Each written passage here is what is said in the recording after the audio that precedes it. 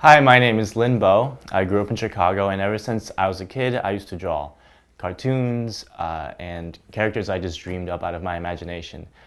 Since then, my technical skills have grown, but I still use the same technique of exploring a new character as an inspiration for creating a new composition. I'll be doing that today. I'll be coming up with a character out of thin air. Through coming up with this character, I'll be exploring ideas for a new painting. And where I usually start is by painting a face, and that's where I usually come up with most of the ideas for a character. This is my usual tool. It's a lead holder, and it holds different heavinesses of different leads you can get. You can replace it. So this is a medium one I'm using now. And I just kind of start usually with the eyes. I feel like the eyes are very expressive. And I'm gonna challenge myself today because sometimes, when people draw, they'll draw starting out with lines, and I'm gonna try to have no lines in this drawing. What that means is, when you think of a face in real life, there's no lines, it's just darker, lighter, different tones. So I'm gonna try to do that to get a more realistic output. So, I don't even know, so I'm just drawing the pupils here. I don't even know what this is gonna look like. It's probably gonna be a guy. That's just where I'm thinking this is gonna go. Probably some sort of, the main character or a hero, or even just a weird sidekick in this story. But I think eyes are just so expressive. And the difference between when I'm making up a character or actually trying to copy someone's face, doing a portrait in real life, is there's a lot less planning. I can just kind of relax and just let the pencil go where it wants. In a real portrait where I'm drawing someone's face and I'm trying to get every detail accurate, I'll do a lot more planning. I'll draw guiding lines to figure out, okay, proportions. Here are the eyes. Here's the mid-center. Here's how long the face is. But since I'm not trying to get anything accurate, I'm just gonna do wherever.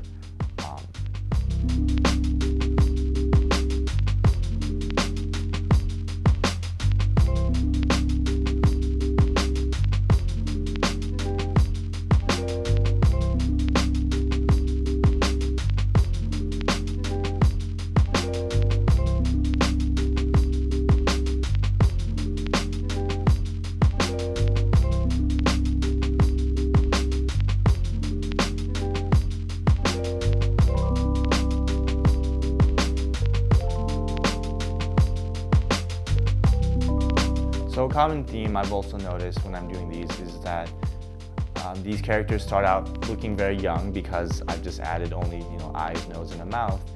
But if I'm trying to draw an older character, I'll actually kind of get to see them age as I add in wrinkles and add in different signs of aging. So it looks like I already have a general idea of what this person's looking like. So I'm gonna try to age them actually.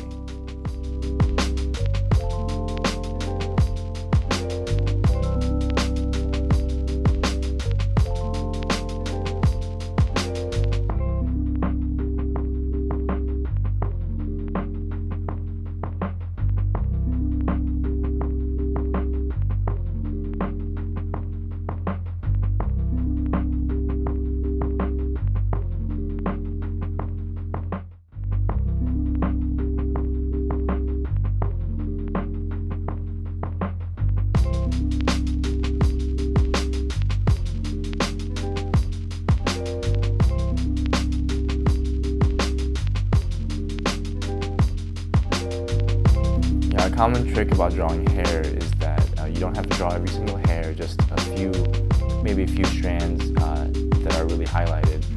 And the rest you can kind of shade in general, especially if it's farther away. You can kind of just get a general idea of if it's darker or if it's lighter.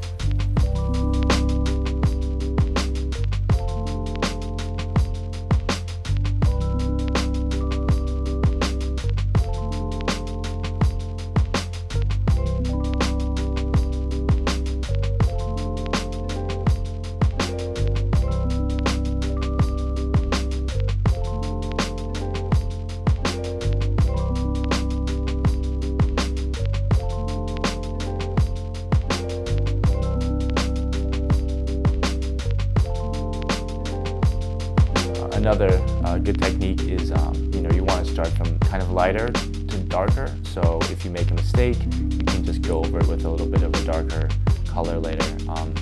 And this is the same for actual colors with paint and with pencil. So I'm just adding a few darker highlights here. Now that I'm pretty sure I'm not going to want to change anything.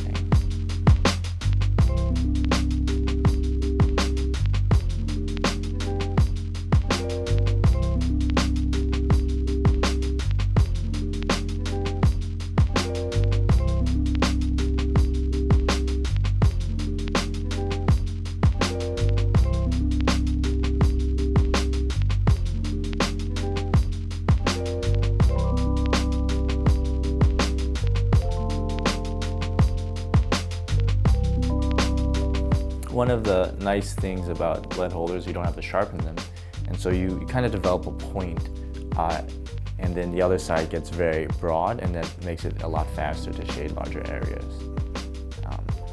So as I'm whittling down one side, I'm developing a point on the other, and the one side I'm whittling down is getting bigger.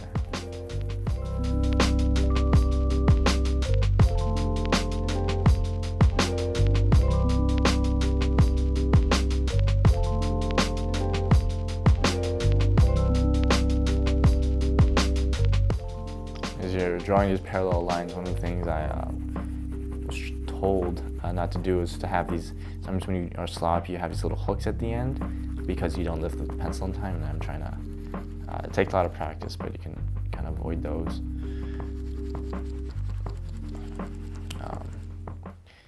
I read somewhere that Da Vinci was also experimenting with, he was left-handed, right, and he was trying to come up with different ways to shade and not just, do these parallel lines, but also like do curves, if it was like a curved surface.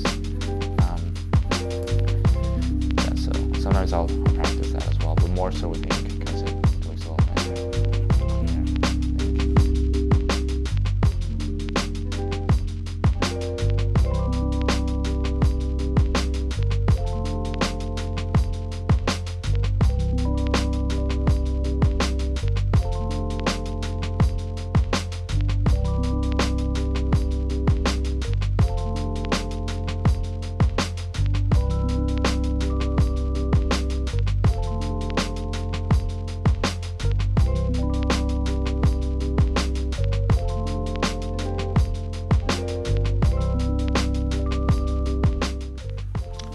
So here's what we came up in 15 minutes.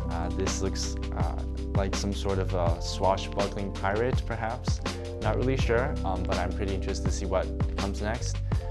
Thank you so much, Artist Corner and Nerd Brew, for hosting me. And if you want to see more of my work, my Instagram is right here, linbo90. Thank you.